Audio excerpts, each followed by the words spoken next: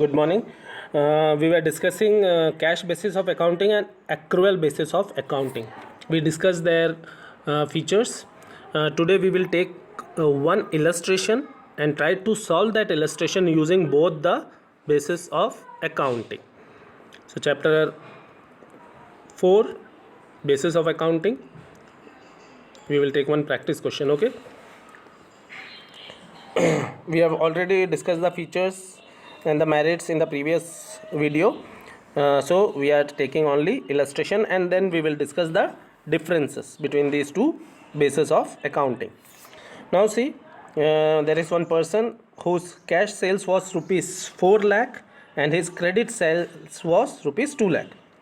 His expenses during the year was 3 lakh, out of which 50,000 is still to be paid. That means he has paid rupees 2 lakh 50,000 in cash and 50,000 is still outstanding.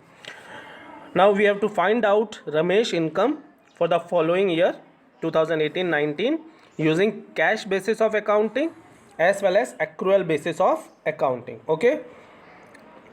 Now solution. Okay. Here what we are going to do, we are going to calculate the income using the cash basis of accounting. That means we will consider only the cash transactions while recording the profit. So what is cash sales? It is only 4 lakh rupees. We will not consider rupees 2 lakh. Okay.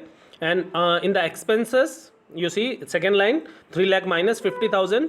2 lakh 50,000 is the actual cash outflow. So cash expenses is 2 lakh 50,000. Cash sales being 4 lakh, cash expenses being 2 lakh 50,000. The net income under cash basis of accounting is rupees 1 lakh 50,000. Okay. Now see, they have not considered the credit sales. They have not considered the outstanding expenses. That's why this cash basis of accounting do not give the correct picture of the business. It is not reliable, and the government agencies don't accept this system because it doesn't reflect the correct profit or loss. Now we will discuss the second method. The same question I have pasted here. Okay, but we will solve this using the accrual basis of accounting. Okay, see solution B, net income of Ramesh following accrual basis of accounting. Now here we will take the total sales including cash and credit, both will be included. So 4 plus 2, 6 lakh rupees is the sales and the expenses is total. We will not deduct the outstanding expenses. So 3 lakh is the expenses. See the table, revenue total sales 6 lakh rupees minus expenses 3 lakh. So the net income is 3 lakh rupees. In the previous method it was 1 lakh 50,000, whereas in the accrual basis it is 3 lakh. See the difference. One method is showing 1 lakh 50,000 as profit and the another method is showing 3 lakh rupees.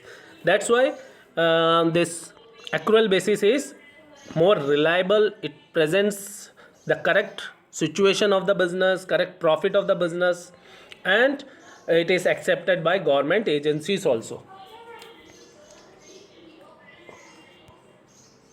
Now see, we will discuss the difference between accrual basis of accounting and cash basis of accounting. Nature of transaction. In accrual we record both. Just now we have seen, no, in the second method both cash and credit transactions are recorded, whereas in cash basis only cash transactions are recorded. Profit and loss.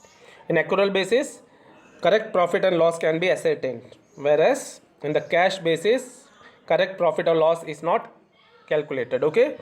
Legal knowledge, okay, or recognition, we can say. Accrual basis is recognized by the Companies Act, whereas cash basis is not recognized.